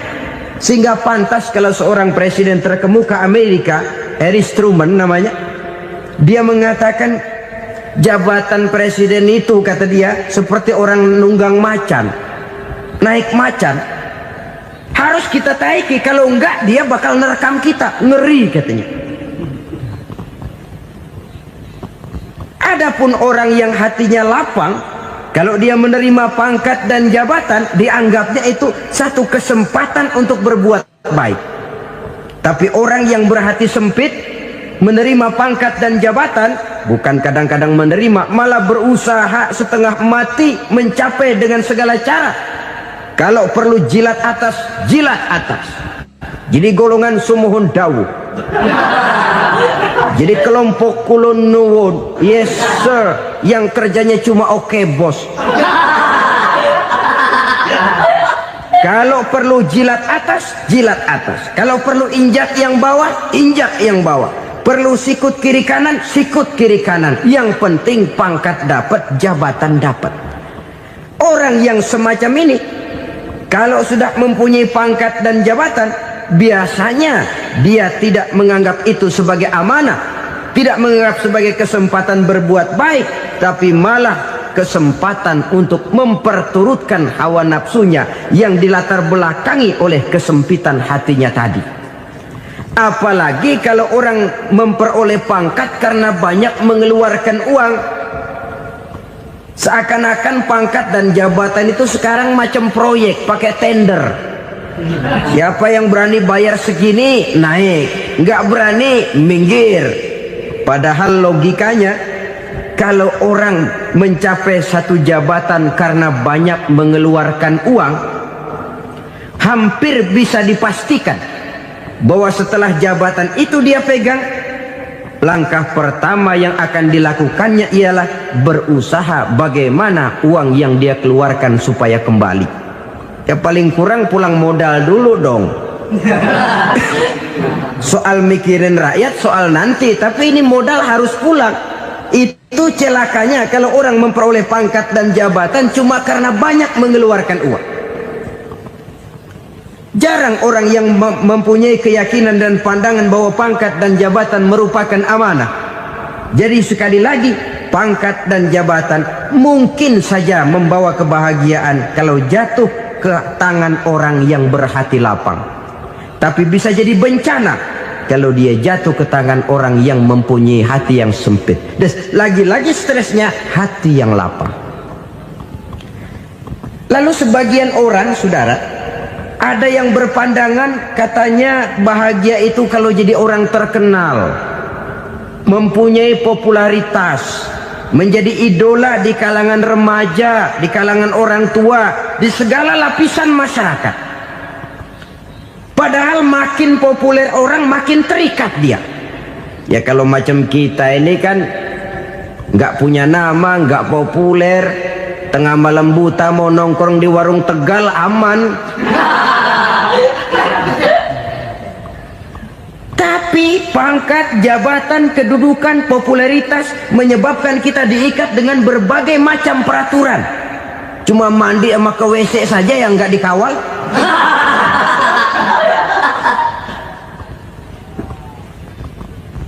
Benarkah popularitas, ketenaran membawa kebahagiaan? Mungkin. Ya, tapi mungkin juga tidak. Kenapa? Banyak orang-orang populer yang mengakhiri hidupnya secara tragis. Kita ambil beberapa nama. Di Amerika tahun 60-an ada bintang seksi paling terkenal yang dijuluki seks bom. Bom seksi. Sampai sekarang jadi legenda, namanya Marilyn Monroe. Singkatan doublenya itu inisialnya MM, Marilyn Monroe. Terkenal top sampai dia mati tahun 62, namanya sekarang masih saja dibicarakan orang. Kenapa dia bunuh diri? Tidak punya hartakah dia? Banyak. Kurang populerkah dia? Seluruh dunia mengenalnya. Sejak rakyat kecil sampai pejabat tinggi dia punya hubungan. Kenapa? Jenuh. Dia terlahir dalam keadaan yatim. Setelah itu tidak lama dia berangkat remaja, ibunya meninggal. Pindah dari wanita asuh ke wanita asuh sampai 12 orang ibu angkatnya. Dan kekecewaan yang paling parah, setiap laki-laki yang dekat dengannya hanya seperti kapal berlabuh. Datang dan pergi silih berganti, padahal dia merindukan seseorang yang bisa melindungi hidupnya. Dia rindukan itu dan dia tidak pernah menemukan. Itu yang akhirnya menyebabkan dia minum pil tidur kelewat dosis, minum obat tidur kebanyakan, ya tidur terus sampai sekarang.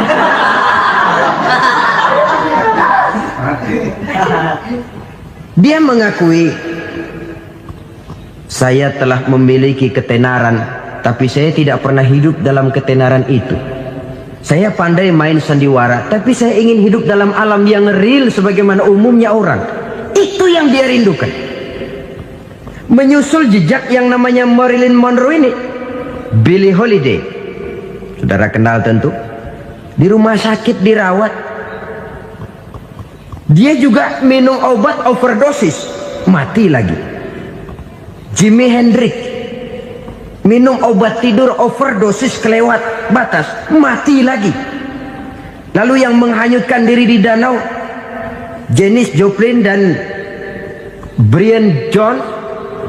Ini orang-orang populer, orang-orang terkemuka yang mengakhiri hidup secara tragis, bukan karena tidak terkenal, mungkin karena sudah saking terkenalnya. Contoh paling belakangan, Bruce Lee. Wah, ini tukang-tukang kepruk tentu kenal siapa dia.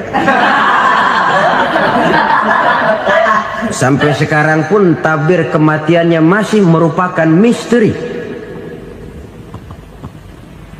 Dan yang masih hidup juga menunjukkan gejala yang aneh. Michael Jackson, rumahnya di Beverly Hills itu dijaga sedemikian rupa, dan dia selalu curiga kepada setiap makanan. harus steril, bersih dari segala macam kimia. Kemana dia pergi? Itu tukang-tukang kepruk sudah selalu menjaga dan mengawal, dan dia seakan takut menunjukkan mukanya yang asli. Hingga kalau tampil ke tengah di luar show, dia kadang memakai pakaian yang tidak menunjukkan dia yang sebenarnya, takut dikenali orang. Ternyata popularitas sering jadi momok yang meracuni kehidupan manusia. Oleh karena itu, benarlah junjungan kita pada saat beliau mengajarkan orang akan bahagia kalau dia mempunyai hati yang lapang. Nah, sekarang masalahnya untuk mendapatkan hati yang lapang, caranya bagaimana? Kita kembali kepada konsep Quran. Allah mengajarkan, ala inna bi dzikrillahi tatmainnul qulub. Ketahuilah bahwa dengan banyak mengingat Allah, hati akan tenang, jiwa akan lapang. Dengan kata lain, dekat dengan agama, merasakan kehadiran Allah dekat dalam hidup. Itu muara pertama untuk mencapai hati yang lapang. Ala inna bi dzikrillahi tatmainnul qulub. Jangan macam orang sekarang ingin mendapatkan ketenangan lalu tapak di puncak gunung, di gua-gua, di tempat sepi. Iyalah kalau nggak ada ular. Kalau tergigit ular berbisa, ketenangan belum, mati jelas itu. Islam positif untuk mendapatkan ketenangan. Ala inna bi dzikrillahi tatmainnul qulubi. Bahwa ketahuilah bahwa dengan banyak mengingat Allah, hati akan tenang, jiwa akan lapang, nuansa pikiran akan luas. Karena yang namanya bahagia ada dimanapun manusia berada. Di kampung ada bahagia, di kota ada bahagia, di ngarai, di lembah, di gunung, di hutan, di lautan, di angkasa luar, dimanapun bahagia itu ada kalau kita bermodalkan hati yang lapang ini. Dan hati akan lapang kalau kita dekat dengan agama.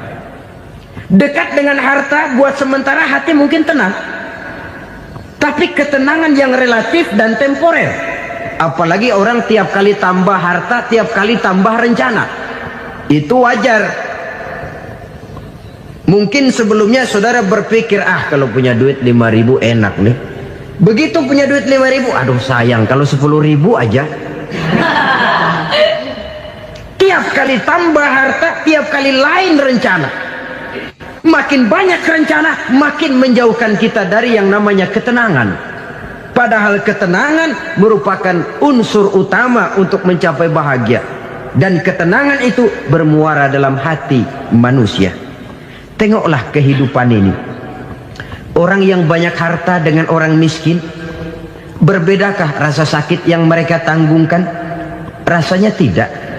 Walaupun si kaya tidur di kasur empuk berselimutkan sutra mahal, sementara si miskin meringkuk di balai bambu yang keras dan kasar. Apabila maut datang, dia juga tidak pernah pilih bulu.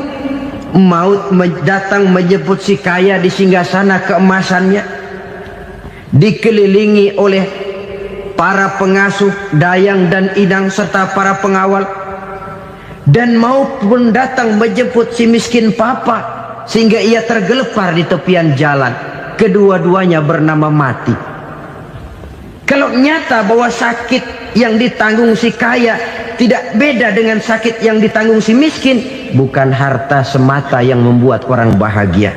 Hati yang tenang, jiwa yang lapang penuh kedamaian karena banyak berzikir dan mengingat Allah, itu merupakan modal utama untuk mencapai sesuatu yang bernama bahagia.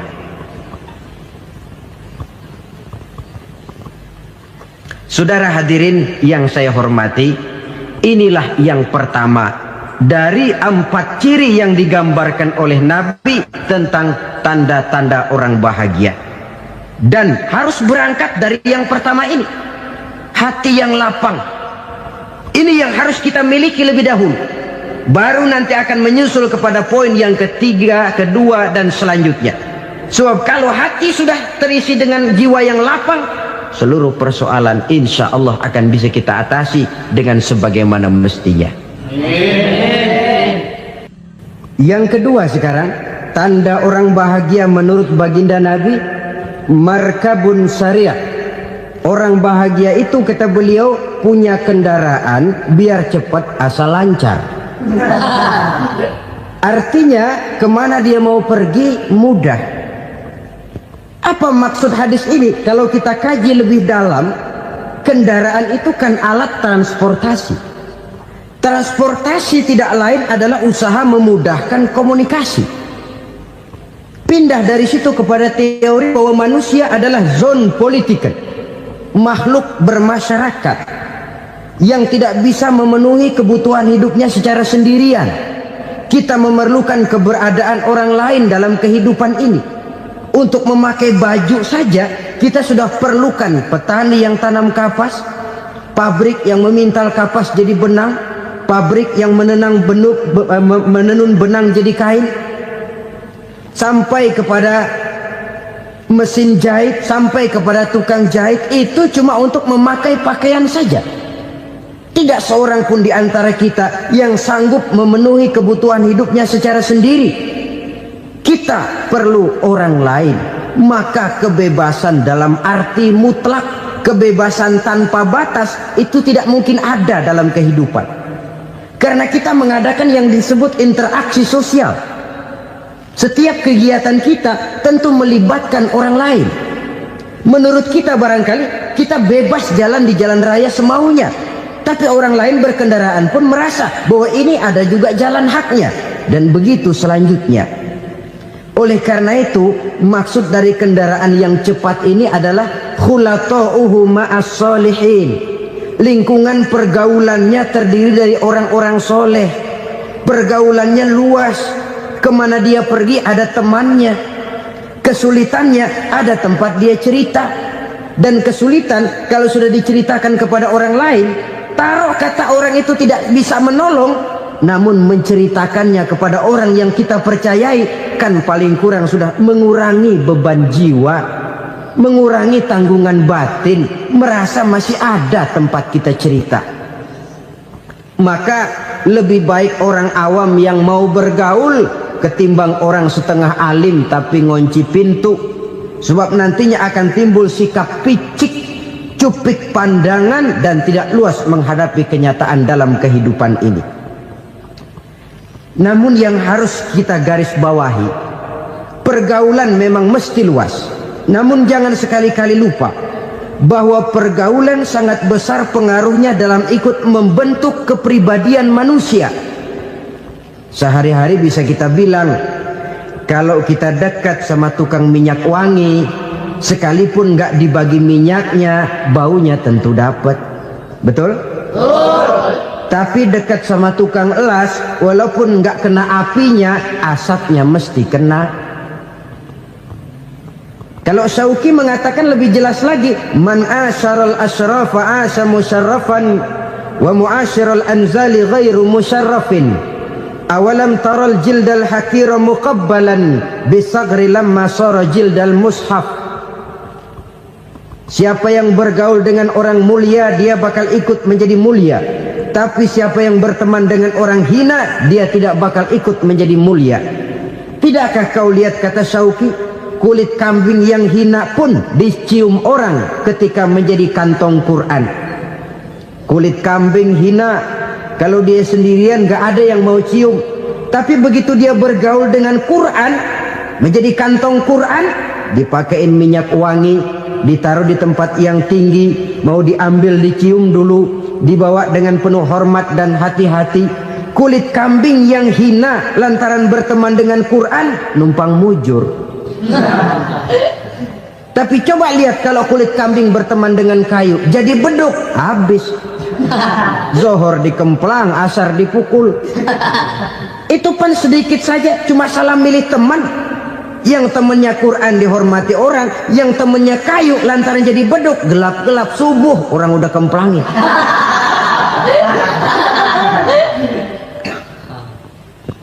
Maka terutama kepada adik-adik remaja yang masih mencari identitas diri, yang ibarat kaset masih kaset kosong, mudah diisi oleh apapun. Pandai-pandailah memilih teman dalam bergaul, karena banyak orang yang tadinya baik-baik, ketika terseret dalam pergaulan dengan orang yang tidak baik, kebaikannya menjadi lentur dan luntur. Tapi berapa banyak bajingan-bajingan tengik, orang-orang yang berlumur noda dan dosa, tiap hari melakukan maksiat, namun bergaul dengan orang yang baik-baik, pada akhirnya sedikit demi sedikit beringsut dan berangsur dia terbiasa mengikuti kebaikan-kebaikan. Saya tekankan ini kepada remaja karena mereka masih mencari identitas diri. Apa yang mereka lihat mereka mau, apa yang mereka dengar mereka ingin tahu. Coba lihat kehidupan remaja. Pulang nonton film Rambo, pengen jadi Rambo, gagah, maunya belekai melulu. Pulang nonton film Superman, pengen bisa terbang.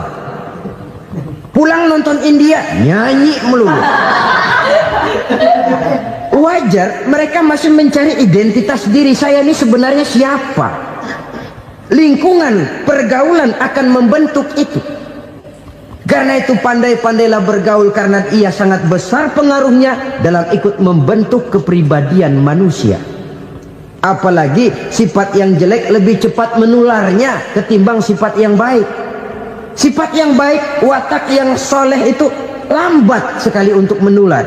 Tapi yang tidak baik, kan prosesnya mah kalau remaja biasanya mula-mula dengar. Karena dengar lalu pengen tahu. Karena pengen tahu lalu ngeliatin. Begitu ngeliatin kan pengen nyobain. Setelah nyobain ketagihan. Nah, ini prosesnya. Yang namanya ganja, morfin, narkotik awalnya kan begitu. Mula-mula dengar katanya kalau sudah fly to the sky, sudah melayang ke langit katanya, disitulah puncak kebahagiaan. Mulanya cuma dengar. Karena dengar pengen tahu. Karena pengen tahu lalu ngeliat, kumpul sama orang yang suka ngeganja. Setelah ngeliat, nah pengen ngerasain. Begitu ngerasain enak juga, ketagihan. Kalau sudah ketagihan jadi penyakit kronis, bisa merembet kepada yang lain. Iya, kalau orang tuanya mampu untuk beli morfin, beli ganja. Kalau tidak kan pikirannya ngayap, jemuran siapa ya gue sambet. Timbullah perbuatan-perbuatan negatif yang bermula dari salah pergaulan.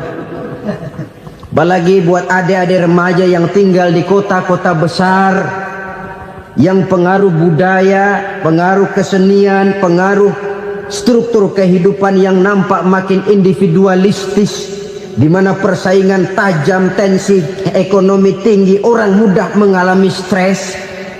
Pandai-pandailah dalam bergaul, sekali lagi, karena ia sangat besar pengaruhnya dalam ikut membentuk kepribadian manusia. Orang bahagia punya kendaraan yang cepat, artinya punya pergaulan yang luas, dan lingkungan pergaulannya terdiri dari orang-orang yang soleh. Kemana dia pergi ada teman, kesulitannya ada tempat dia cerita. Tapi kalau sudah menyendiri, hidup sendiri, kesulitan dipikiri sendiri, bisa mati belum waktunya.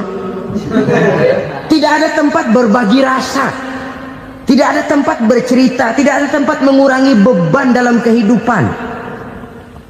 Pantas betul kalau Islam sangat menggalakkan dan menganjurkan orang kalau sudah sampai waktunya itu untuk melangsungkan nikah. Kata Nabi, ya ma'syaras syabab man istata'a minkumul ba'at falyatazawwaj. Hai para pemuda, kalau sudah mampu memberi nafkah, kawinlah, nikahlah kamu. Kenapa? Sudah ada teman hidup, tempat berbagi rasa. Kesulitan kalau ada tempat cerita akan lebih ringan ketimbang kita telan sendiri, walaupun bobot kesulitannya sama beratnya.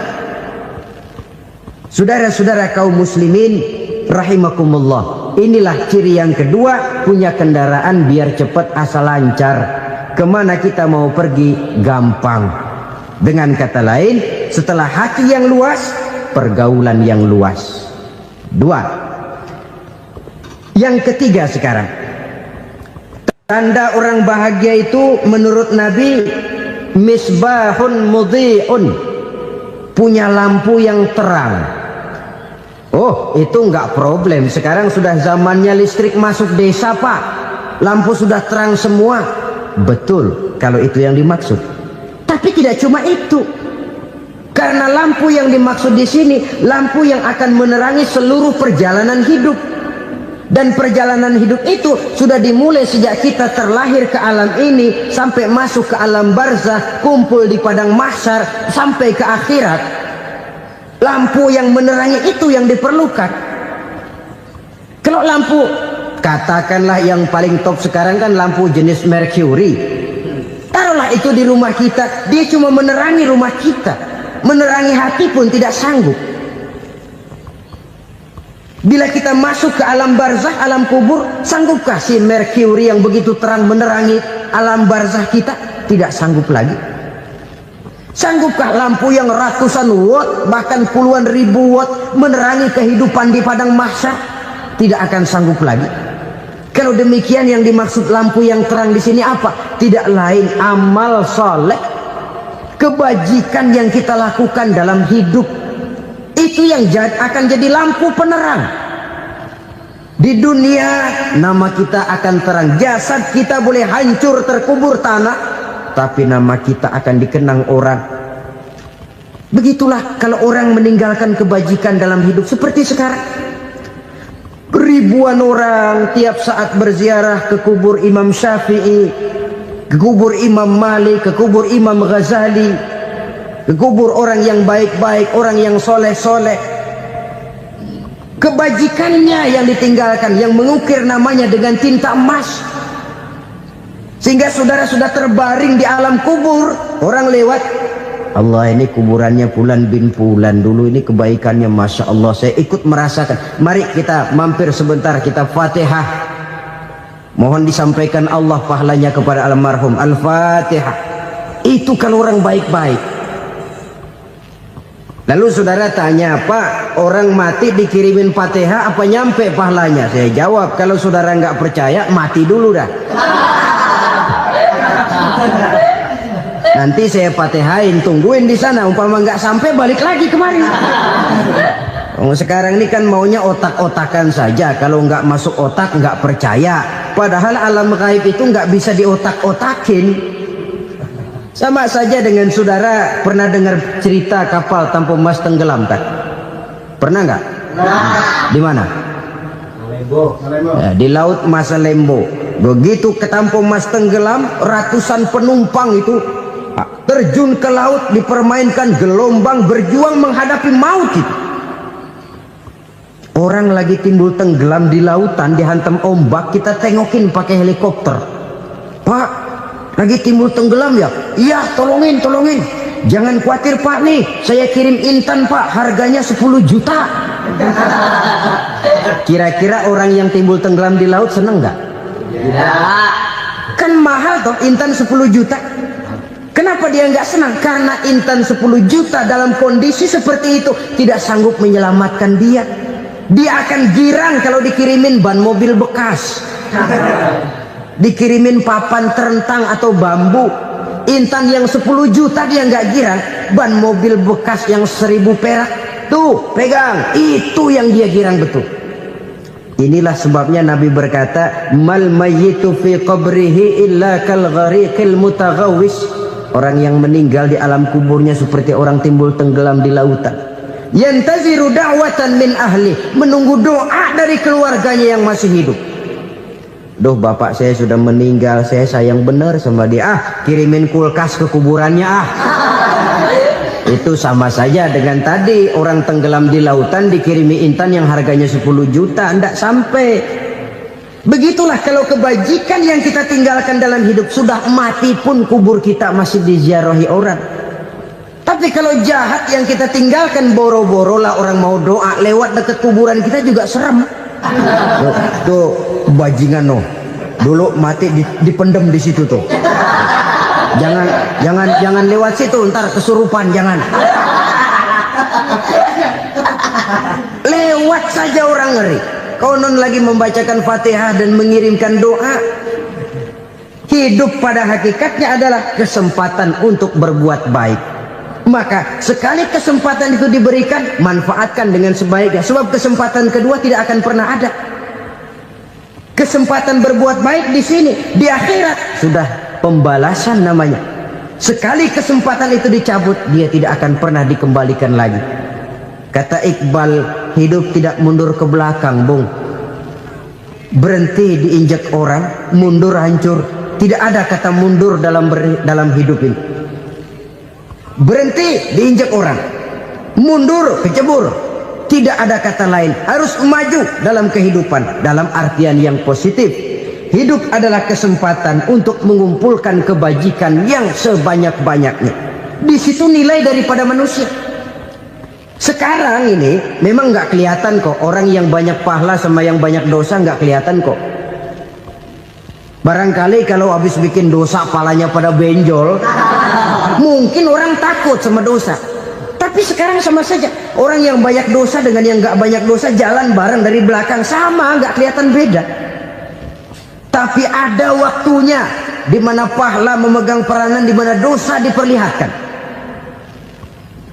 Sama saja kalau kita bawa mobil siang, lampu kan nggak begitu berfungsi. Apa lalu bilang, alah ini lampu berat-beratin, copot-copotin aja dah. Tidak perlu begitu. Kenapa? Pada suatu saat malam senja akan datang.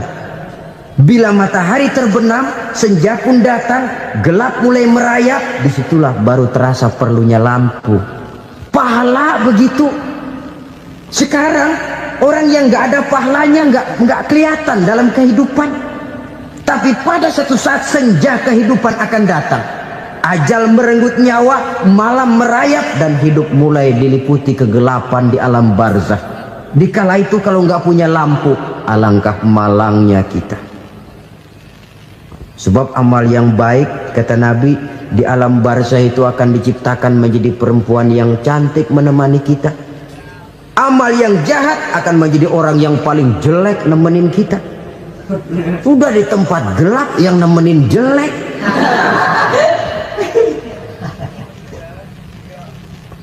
Kaum muslimin rahimakumullah. Kalau demikian masalahnya, tergantunglah kita pandai memanfaatkan waktu. Al-waktu kasayf, waktu itu cepat sekali. Yang namanya waktu itu tahu-tahu. Tahu-tahu udah tahun 87. Tahu-tahu udah begitu. Tahu-tahu yang kemarin anak-anak, sekarang udah pada punya anak. Tahu-tahu saja itu. Begitu cepat waktu berlalu. Kalau tidaklah pandai kita memanfaatkannya, akan rugi kita. Nabi bersabda, man kana yaumuhu khairun min amsihi fahuwa rabih. Barang siapa yang hari ini lebih baik daripada hari kemarin, itu orang untung. Hari ini lebih baik daripada kemarin. Bulan ini lebih baik dari bulan kemarin. Tahun ini lebih baik dari tahun kemarin. Itu orang yang beruntung. Tahun kemarin sembayangnya maghrib doang, sekarang udah tambah isya. Tahun kemarin cuman Idul Fitri aja ngancem bener, sekarang udah tambah Jumat, lalu tambah lagi maghrib, tambah lagi isya, dan selanjutnya. Hari ini lebih baik daripada kemarin, itu orang yang beruntung. Wa man kana yaumuhu mislu amsihi fahuwa khasir. Lalu barang siapa yang hari ini sama saja dengan hari kemarin, itu orang rugi. Hari ini sama dengan kemarin, rugi itu. Bulan ini begitu, bulan kemarin begitu, tahun ini begitu, tahun lalu juga begitu. Rugi itu orang. Rugi apa? Rugi umur. Umur tambah, amalan gak pernah tambah. Dan saya pikir lebih merupakan azab ketimbang nikmat kalau orang dikasih panjang umur cuma untuk numpuk dosa. Mending mana? Panjang umur banyak dosa sama pendek umur dikit dosa? Mending mana? Mending mana? Ya, paling mending tentu panjang umur banyak pahala. Tapi kalau tidak, sekali lagi, lebih merupakan azab ketimbang nikmat kalau orang diberikan panjang umur tapi cuma untuk sekedar menumpuk dosa. kehilangan kesadaran bahwa dunia bukan terminal akhir dari satu perjalanan. Dia cuma halte di mana kita berhenti sebentar untuk menuju kepada terminal yang hakiki. Saudara-saudara kaum muslimin rahimakumullah, inilah lampu yang akan menerangi kehidupan, amal yang kita lakukan di dalam kehidupan. Jadi yang dimaksud dengan lampu yang terang, kebajikan yang kita kerjakan dalam hidup. Nah, setiap orang di awal tadi saya bilang ingin bahagia. Bahagia itu kan hakikatnya kumpulan senang dan selamat. Senang, selamat. Apa bedanya? Senang tapi tidak selamat, nggak bahagia. Selamat tapi nggak senang, nggak bahagia orang. Contoh, kalau orang korupsi, duitnya banyak, senang dia, tapi keselamatannya. Ada tentara baris di samping rumahnya udah bingung, padahal tentara latihan. Tentara cuma latihan, dia bingung. Senang, tapi karena keselamatannya tidak terjamin, dia tidak bahagia. Sebaliknya pegawai negeri jujur benar, cuma segaji-gajinya, selamat nggak korupsi, tapi melarat, ya nggak bahagia juga, kurang senang. Kesenangan dan keselamatan untuk dunia saja, ya sekali lagi, kalau cuma sekedar untuk dunia saja, bisa dibeli pakai uang. Bisa dibeli pakai uang. Saudara ingin selamat, bisa dibeli pakai uang. Saudara ingin senang, bisa dibeli dengan uang. Tapi setelah mati, masuk ke alam barzah, habis kekuasaan uang. Nggak bisa lagi beli keselamatan pakai uang, tidak mungkin lagi membeli kesenangan dengan uang. Di situ pahala yang megang peranan. Makin banyak pahala, makin banyak saham untuk membeli kesenangan dan keselamatan, untuk memperoleh yang namanya bahagia. Dan jangan lupa loh, di alam barzah kita nggak sebentar, menunggu datangnya kiamat. Loh iya, kalau kita begitu dikuburin terus kiamat datang, untung. Tapi kalau masih harus 1000, 2000, puluhan ribu tahun yang akan datang, dalam satu penantian yang begitu lama, tanpa saham untuk memperoleh kebahagiaan, satu kemalangan yang tidak ada pernah putus-putusnya. Janganlah tergelincir oleh kebahagiaan sebentar yang menipu dengan mengorbankan kebahagiaan hakiki yang berjangka panjang. Apa artinya senyum sejenak kalau harus ditebus dengan tangis seumur hidup? Biarlah kita minum jamu, pahit memang, getir memang, tapi kan besok badan sehat. Daripada sekarang minum sirup, manis memang, enak memang, tapi bibir pada jontor besoknya. Sirawan, batuk, nggak karu-karuan. Banyak orang tertipu oleh kesenangan yang sebentar. Padahal laisa kullu ma yalma'u zahaban. Belum tentu semua yang berkilat itu emas. Belum tentu semua yang gemerlap itu intan. Karena itu, marilah manfaatkan kesempatan yang diberikan Allah ini untuk mengumpulkan kebajikan yang sebanyak-banyaknya. Yang terakhir sekarang, yang keempat, tanda orang bahagia kata Nabi. Zaujatun salihah. Orang bahagia itu tanda yang keempat kata Nabi, punya istri biar cakep asal taat. Sudah surga itu sudah. Cakep taat. Istri kayak gitu, kalau belum mati jangan dikuburin dulu. Sudah cakep taat lagi. Tapi kadang-kadang enggak, udah jelek ngadat melulu. Apa yang mau dipilih? Sebab itu Quran mengatakan istri pakaian untuk suami, suami pakaian untuk istri. Kenapa suami istri diibaratkan pakaian? Alangkah tingginya gaya bahasa Quran ini. Suami istri teman hidup, hidup perjalanan panjang. Sejak kita dalam rahim sudah ada hidup kan di sini. Sampai ke alam dunia, masuk ke alam barzah, kumpul di padang mahsyar, sampai menuju akhirat, itu perjalanan hidup.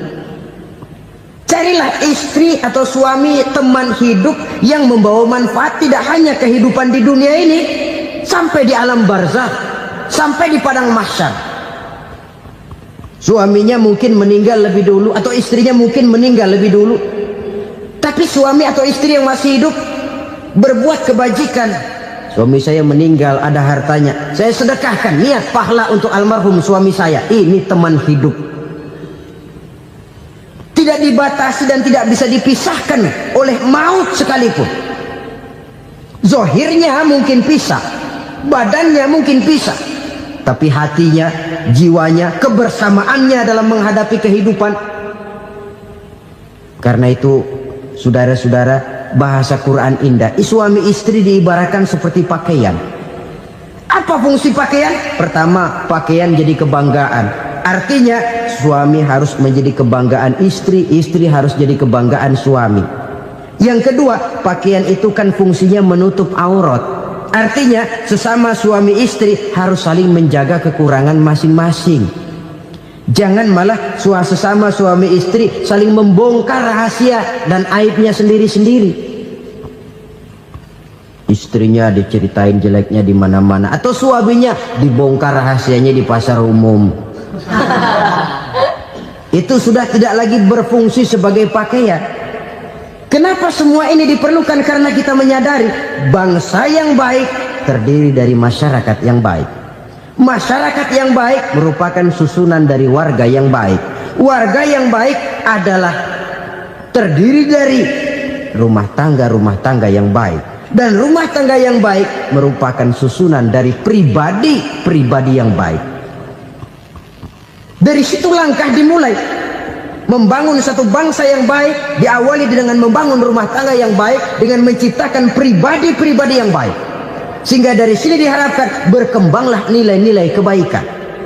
Orang akan bahagia mempunyai istri yang soleh. Kenapa? Tidak ada seorang suami bisa sukses jadi apapun dia, apapun profesinya. Dokterkah, kiaikah, mubalikah, petanikah, pengusahakah, pejabat tinggikah. Tidak ada seorang suami yang bisa sukses tanpa peran serta istrinya. Walaupun memang peranan itu tidak begitu kelihatan, tapi sangat menentukan. Karena itu, saudara hadirin yang saya hormati, Islam sangat menghargai kaum wanita, memberikan kedudukan yang tinggi sepanjang tidak mematikan kodrat kewanitaannya. Nah, kalau sudah kesuksesan ini diawali dari rumah tangga, karier di masyarakat mudah untuk dikejar. Tapi keberantakan di rumah tangga merupakan kegagalan pertama di tempat lain. Nah, inilah saja yang dapat Al-Fakir sampaikan pada pertemuan kali ini.